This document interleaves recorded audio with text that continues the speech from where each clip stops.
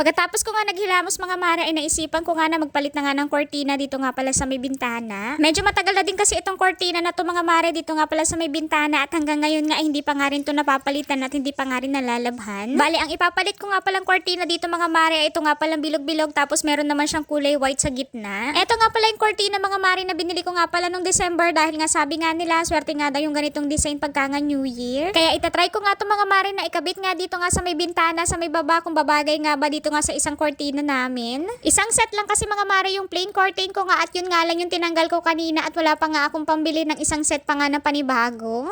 Medyo maiksi lang din pala to mga mare dahil nga parang nasa 6 feet lang yata to or 7 feet lang yung haba neto. Hindi ko na nga rin pala to pinlansya mga mare dahil nga pagka nga nakakabit naman na to at magtatagal naman na siya dyan sa may bintana ay matutuwid naman na yan mag-isa. Nakakatuwa lang din talaga mga mare dahil nga kahit papano ay maganda na nga din yung pagkakakabit ko nga ng kortina ngayon compare nga before dahil nga hindi pa nga ako marunong.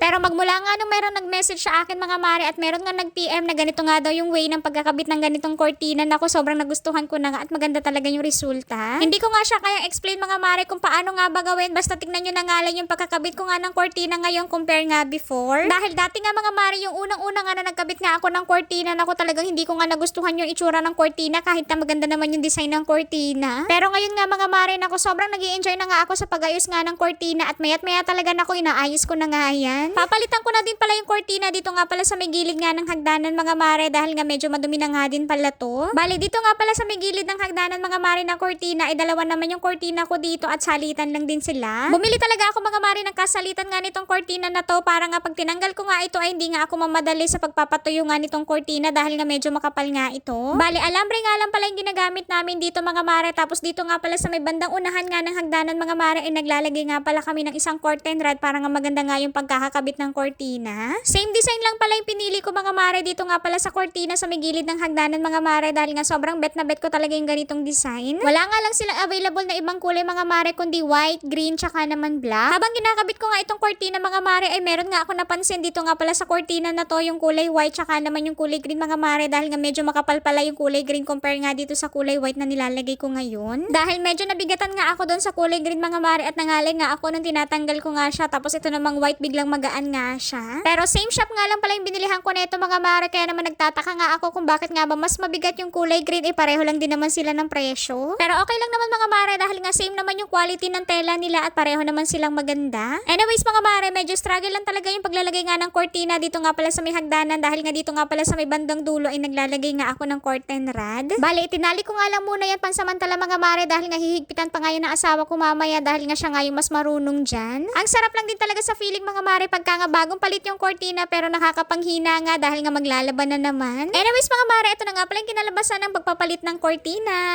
Siya yun lang muna. See you on my next vlogs.